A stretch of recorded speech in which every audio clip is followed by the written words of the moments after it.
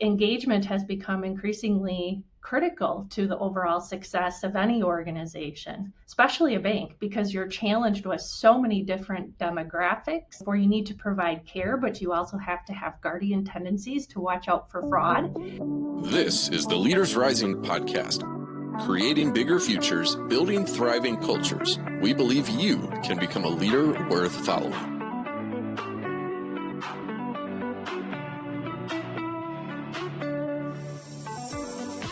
Tammy, Christian, take us back to your pre-Giant days. What was the bank culture and environment like that set the stage for, hey, it's time to get some outside help here? I've been with the bank for about 9 years. So when I came, they actually hired me to kind of make some change in the organization and to really be looking at developing talent, putting coaching and people management kind of more at the forefront than what it had been previously.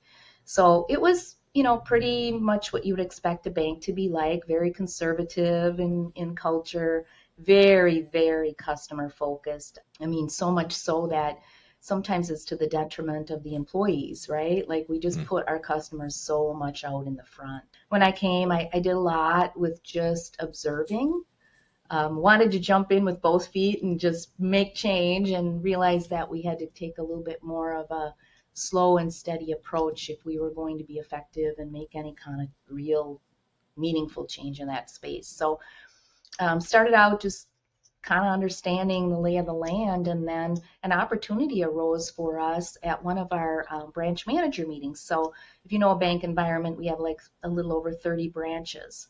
So we bring all these managers together who are people leaders and talk about different things on a quarterly basis.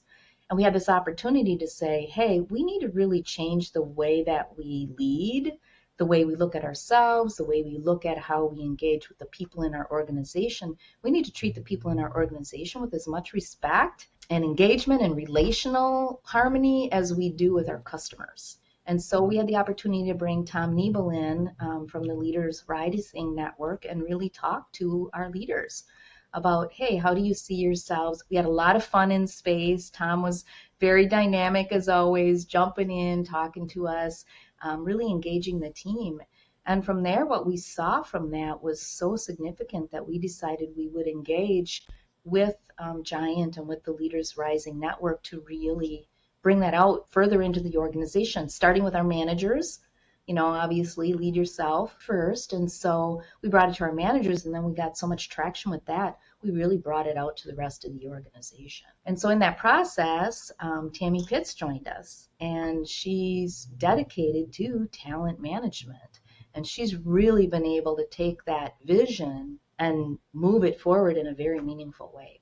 Tammy Pitts, coming to you. What was it like coming in partway through that journey? What did you see when you stepped into the bank culture-wise for the first time and experienced some of this new language? Well, I came from the healthcare environment. So I came from an environment where employees are wired to be very empathetic, very nurturing, very caring, and not that bank employees aren't. But one of the biggest issues we face in banking is fraud. And so while we're trying to build good customer relationships, we're also trying to keep them safe and look out for fraud. So you have to, at some times look for the worst that could happen. So that was a big shift for me, going from, let anyone in, let's take a look at you, to, we got to be careful. Why do you want to do this? How'd you get this information? So when I came in, the Giant language hadn't permeated across the organization yet, but it was very well received by the branch managers that Tammy talked about. And I took the approach, to just listen and take it all in. I think one of my first days was a meeting with Tammy and Tom, and we were talking about implementing, I think it was X-Core at the time, but basically a program for the managers. And I have to tell you, I've, being in human resources field for over 20 years, Tammy's been in it longer than me. We don't have to say any more numbers beyond that. So I've been around a lot of, Myers-Briggs, DISC, all the different assessment. And I have to tell you, as I'm sitting there listening to this, of course, I'm analyzing it and I'm thinking, how does this compare and is this going to be effective?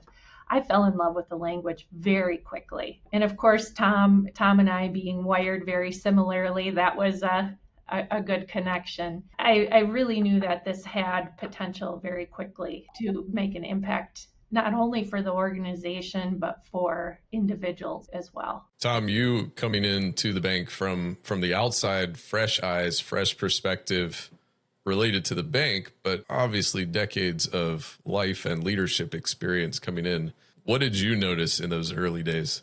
I would notice, although I was a rookie in the giant realm, but very enthusiastic about it. My own journey was like, wow, I wish I would have had this in my previous career. Then it was like, I wish I could be this. And then I was like, I don't know if I want to really be this transparent and forthright and, vulnerable to, hey, I really do want to do this. But when I came in, I have to say I was astounded.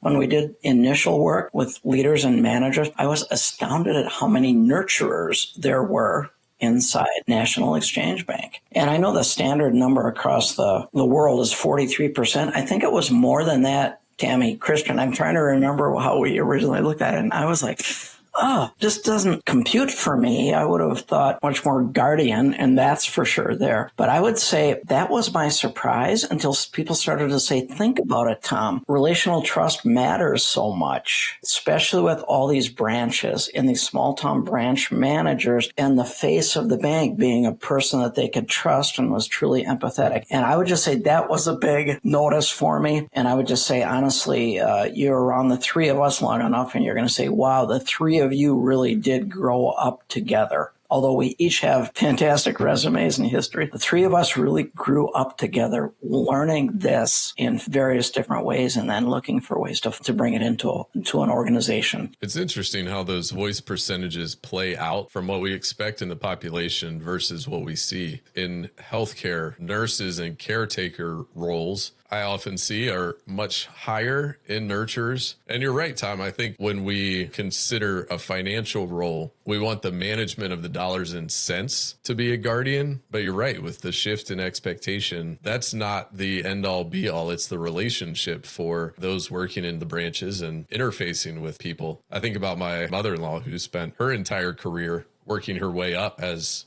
a small local bank became bought up by a regional bank, by Mid-Atlantic Bank, by a national bank. She is the quintessential nurturer and was well loved by everyone she worked with in Treasury Services. All of their clients just absolutely adored her. But none of the three of you are nurturers. Tammy and Tammy, talk to me about your interaction and how being, as we would call it, nemesis voices. How did that benefit or challenge you as you began working to roll this out across the bank? Well, that's interesting you should bring that up because both Tom and Tammy are connector creatives and I'm the guardian pioneer. So you can imagine I was outnumbered from the start. At first, we might have been a little challenged by it, right? Where are you coming from? Are you going to land? Me, I'm always like, are you going to land this soon, Tom? Or are we going to figure out where we head? And then we realized that we could bounce ideas off of each other so easily, right? And it was like, what about, right? And pretty soon we realized how much we really complement each other. So we can get to that maximum complexity and I can be the one who says, okay, time out. Let's now talk about how we want to go forward and how we want to implement that. So we kept our feet on the ground, but we could still be thinking visionary about how are we going to take this forward? And Giant kind of was in its infancy when we started this. Like in some regards, we were saying we need this next thing and Giant didn't quite have it yet. So we were collaborating at the ground level on figuring out, well, how do we move this forward? I think we've come to be the best connector guardian team there is. And Tammy and I have known each other professionally in our community, both being in different employers in the HR space for a long time. But when you really work with someone day in and day out, you really get to know them at a whole different level. And I think that's been the biggest aha for me, is really working to, number one, appreciate having the opposite voice. I think we all know that we've got to complement ourselves with someone that thinks differently than us. But really being able to manage that day to day and being comfortable having the language and bringing support and challenge to each other. So that's been such a growth for me.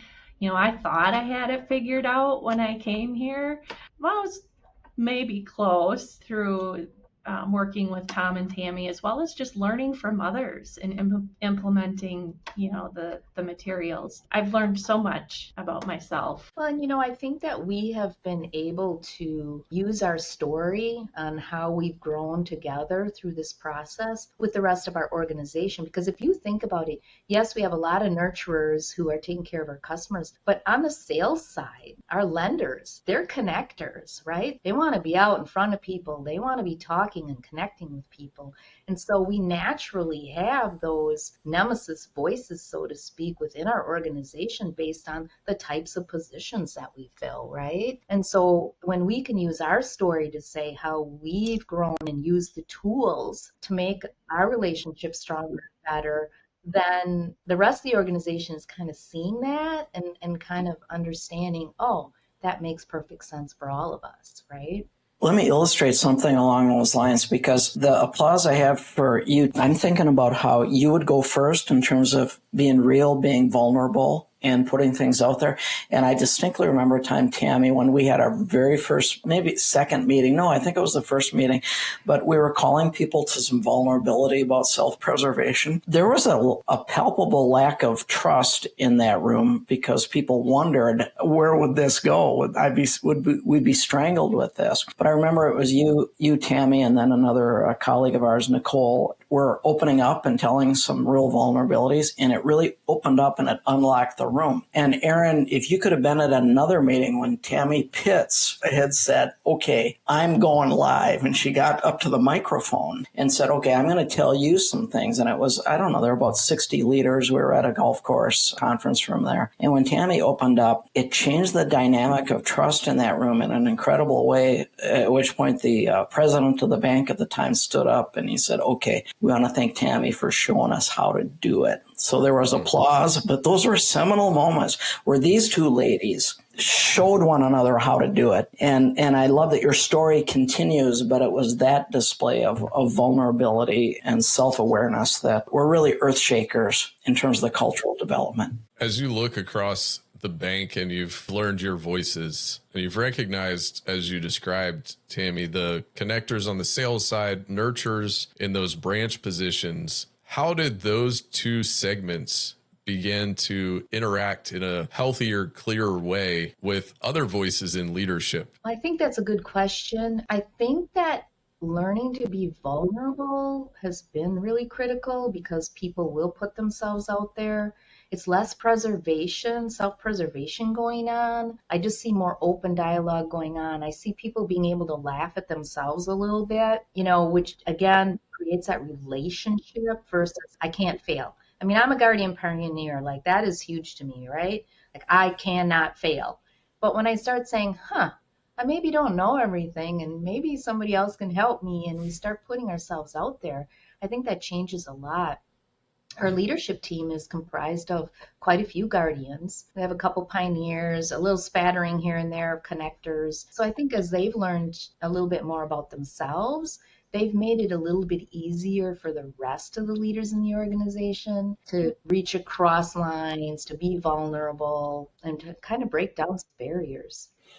Yeah, actually, I've got a great illustration of what you were just saying there, Tammy, and it relates to an online meeting that we had a couple of years ago, and I remember it was with your top team at the bank, and we were going through some constructs and so on, and talking about how voices relate to one another. Now, again, this is at the executive management level, and we were moving on. I remember it was a remote meeting. I remember exactly where I was when the meeting was taking place, and then the president of the bank at that time, Jim, he stopped me. And he stopped us and he says, hold on just a second, everybody. He says, I'm doing some sober reflection right now. Jim was a guardian, as so many leaders would be in a regulated industry like the bank. But he said, I've just been reflecting on how I've undermined connectors over the last several years. And he said, we lost a couple of good ones this last year, one to retirement, one to relocation. I really wish that I had not undervalued them the way that I should have, because of how critically important they were to the extent of the bank's success. And he said, honestly, I want to do things differently going forward. Looking back over these last few years, you've now built the culture. You've made this a part of the DNA of National Exchange Bank. How are you keeping it strong and continuing to onboard new team members into an existing strong culture? One of the things that we do is we make sure every new employee takes the 5 Voices assessment, and they begin talking about their profile report with their manager. Another thing we started doing over time is every manager does individual one-to-one meetings with their employees. We focus the leadership development on they are Sherpas, they're developers of people. So embedded in those one-to-one meetings are all the support and challenge at a personal and professional level to develop them. It's kind of at both ends, right? The leadership development and also every new employee that comes in. So we do a regular onboarding with new employees. Every employee goes through it, and I do a presentation with them, which follows Tammy's presentation somewhat. She talks about the organization makeup, the strategy, and I talk about what we've called Team Essentials, which is our brand name for all things Giant. And I talk about why we do it, what it is, and I dabble a little bit in 5 Voices and some of the other tools that we use. So it's intentional on both sides with new employees coming in and in developing our leaders. Well, to tag on to that, we do employee engagement surveys, and we just recently did a survey with our organization, and we're using now some of the language and tools from Giant in helping to do action planning with our managers. So we're really trying to integrate that into our culture and really make it that common language, right? It's kind of a shortcut for us to be able to get to outcomes much more quickly. I'm glad you brought that up, Tammy. Having this survey, we implemented doing employee engagement surveys 3 years ago now. Doing that along with the Team Essentials or Giant material really gave us some hard numbers to focus on and show how it was working. And now we can transition to more execution and alignment and capacity rather than just focusing on communication relationships. That's great. We understand it. We're using the language. Now what? Now we're solving problems and leveraging strengths. Well, that's fantastic. You took the question right out of my mouth. I was going to say, what's different now? Solving problems, leveraging strengths. I was reading, one of our team members highlighted a book a few weeks ago that said leaders who have weekly one-on-one meetings with their teams increase employee engagement by 20%. Mm-hmm. I think I read the same thing. It wasn't a specific kind of one-on-one meeting. It was just have that regular rhythm. And so combining that with common language, it sounds like it's been a game changer for the bank. It definitely has. It sure has. Tom, as you leaned in and started working with the bank, walk us through what that structurally looked like from a programmatic offering perspective. How did you engage with the bank? Yeah, we started out, which would not be an uncommon place to start, which would be considered like training space where you're putting a whole bunch of people in the room.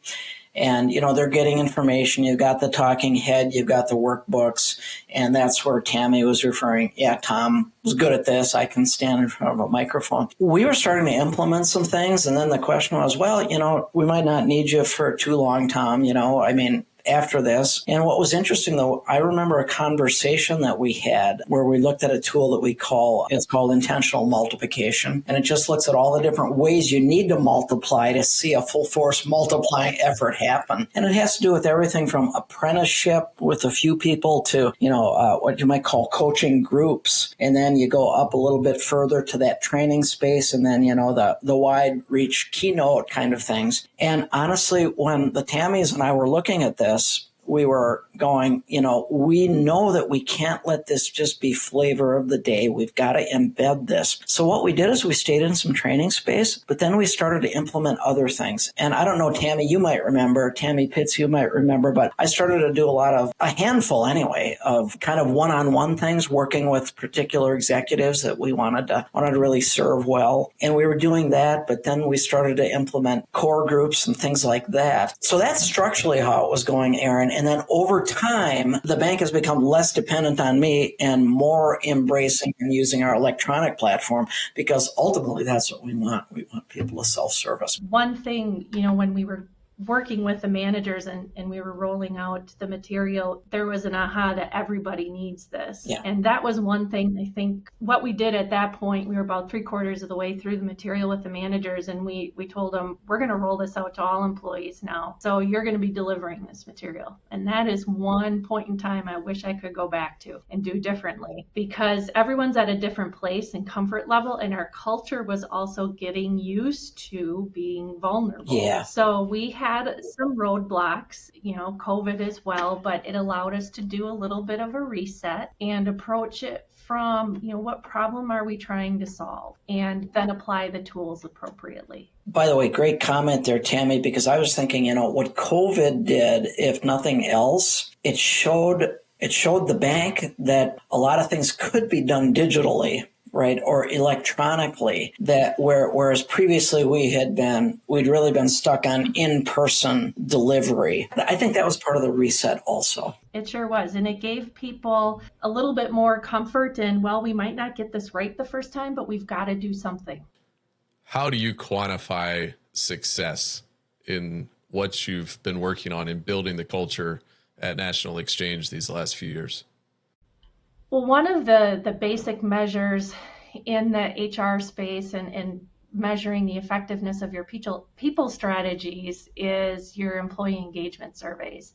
And it's important to understand that employee engagement is more than just satisfaction. Yes, I like my job, I like my manager, I get paid well, end of story. It's a two-way relationship. And I think we've seen that in industry changes as well. We've gone from the industrial revolution to more of a relationship-based industry now, and we've got to be able to do things very quickly. So engagement has become increasingly critical to the overall success of any organization, especially a bank, because you're challenged with so many different demographics. You need, as I said before, you need to provide care, but you also have to have guardian tendencies to watch out for fraud. Our engagement surveys we've been doing now for about 3 months. We use an outside vendor to ensure anonymity and to really get that unbiased overview of the results. And so I was very thankful that our leadership was willing to put in the resources and the time in order to study that. So our overall engagement, we've had some significant increases. Every survey measures a little bit differently. So in measuring engagement items, and how I describe engagement is the extent to which employees are willing to go above and beyond and execute discretionary effort. It's more than just a job. It's a relationship with the community, with your employer, with your coworkers. And we've heard, a lot of studies over time what contributes to that, and a lot of that is the manager. So we are seeing nice increases in our overall engagement. We went up by 0.1 of a point, which doesn't sound like a lot, but traditionally in employee engagement surveys, once you reach a certain point, it's very hard to get, substantial increases. You might increase very small amount. So we started out with a good score. I was expecting maybe just an incremental increase, but we had a larger increase than what I had expected. And I specifically look at the relationship with the manager scores, and that consistently is almost 100% favorable. The studies say it, we're seeing it in our results. It's working. Organizationally and as a bank, we continue to have a very solid balance sheet. We've been successful even in this market with interest rates rising. And it all goes back to valuing the relationship between our employees and with our customers. And so we understand that relationships stand the test of time. There's a lot of things getting thrown at us right now in banking, not only just the interest rates, increased regulation, the fraud is just coming at us left and right. Being able to have really healthy relationships internally and get engagement, not just compliant, has been a big contributor of our success. Well, that's something we hear a lot in any regulated industry, is that word compliance. And we talk about it from a leadership perspective, that we want to move people from compliant leadership, whether it's guidelines and regulations or just simply expectations, and call them up to the possibilities of, let's engage, come have a seat at the table, use your voice, whatever your voice is, and weigh in, tell us what's going on. And so often we see those gaps that, as we talked about earlier, the gaps between voices and, in your context, branches versus executive leadership. If the voice isn't heard, then everything that's coming down is compliant oriented and not engagement oriented. And if we can raise engagement, that's a game changer. Mm-hmm. Well, Tammy and Tammy, thank you so much for your time today. It's always good to hear from the Tammys at National Exchange Bank. I've heard you talk a lot through the years about National Exchange Bank. Today was my first conversation with the Tammys. It's almost like folklore hearing about them so much. And now here we are. Walk us through what you've seen throughout your experience with National Exchange. I'm going to start just by thinking through the lens of self-preservation. And it just means I'm in the room. There's stuff I want to prove. There's stuff that I want to hide. There's those kind of things, but so is everybody else. And I would just say, I'm thinking of myself. And when I think back to the earliest days, all the self-preservation I had, wanting to prove myself and being really careful and not as free to be me because of my own internal fears. But I was also thinking about Tammy Pitts. Now, she was brought in to be the talent development specialist. And I remember, I don't know, it was the very first or second meeting when we were together with Tammy Christian. And Tammy Pitts was so good at being open with her own self-preservation. She looks at me as this consultant and she says, I'm afraid because I feel like you're taking my work away from me. And as soon as she said that, it just invited my own transparency. I said, well, I'm afraid because if you all don't need me, I can't make a living, right? But all we had to do was get that out there and then open up into that space of, wait, we're like ants fighting over an elephant. We got a lot of work to do here, and we're going to put that in the rear view mirror. That was one thing I was thinking, is just how, like an HR department, you could understand how they might be concerned. Maybe they'd be happy with book of the month, right? Or, hey, everybody watch this video, or sending people to trainings, but they might be threatened by a cultural development specialist to be in there. But in this case, once we got past the early rumbles on that, it was just so powerfully evident how much they needed me, but how much I needed them, and how in the process, we just became the best versions of ourselves. And true to form, these are some of my best friends, ever, to the degree that clients become friends. That's a great perspective on that relationship and the high level of trust that we get into with people, because, most of the clients that we work with have such a high view on their work and their level of excellence and their investment in that. And so when anyone comes in questioning your work or raising a new perspective or shining a light maybe on the cobwebs and the shadows where, I was trying to keep that off the radar of everybody else, that can be uncomfortable, out of that discomfort. I was talking to one of our team earlier about discomfort and just how much transformation and breakthrough there can be when we do get uncomfortable. We can then translate that back to every interaction going forward once we take that first step of being uncomfortable. That's really well said, Aaron. Could I ask you, as you were watching the three of us interact, was there anything else you picked up on? Yeah, with the 5 voices, first conversations can always give you an impression of what someone's voice might be. I could sense in that conversation between the three of you, there was a maturity and an experience. There was a balance of the voices that each of you were able to bring the natural energy of your primary voice, but you had so balanced and refined that natural first voice with the other voices. I've met a lot of guardian pioneers throughout the years. Some of them aren't the most comfortable people to be around. And I did not get 1 ounce of that from Tammy Christian. Tammy Pitts, on the flip side, showing her connector colors, but in a measured kind of way. And there's ways that each of them I could see mirror each other, but have an openness, a willingness to hear every voice. That's really important in a team, to understand all the voices, understand those perspectives, and actually invite other voices to speak up and speak out. Yeah, actually, Aaron, you're calling up something which I'm going to go back a few years, but it was when the three of us, and over there that we just at the bank they call us T to the third, and that's how we will communicate with each other. Hey, we need a T3 meeting. But I remember we would meet at various places to sort of ideate what was going to be next. And there was a branch boardroom we were meeting in one time. Tammy Christian, the guardian pioneer, she's with Tammy Pitts and me, and we are ping-ponging ideas, bing, bing, bing. It was like being stuck in a nuclear reactor. To her credit, she did not run from that or shut us down. She would just say things like, hold on, let's not boil the ocean. She'd have to take a breath and those kind of things. But I think it was because she was in the power position, not only in strength of voice, but also in her role at the bank, where she could have just stifled us. But instead, she did 2 things at once. I want to hear it, but not at this speed, not in this place. We need to land some things. It was that brilliance, I think, that allowed us really to thrive. And honestly, be friends to this day. Incredible conversation. Thanks, Tom, for introducing me to the Tammys. Thanks for bringing your voice to the table.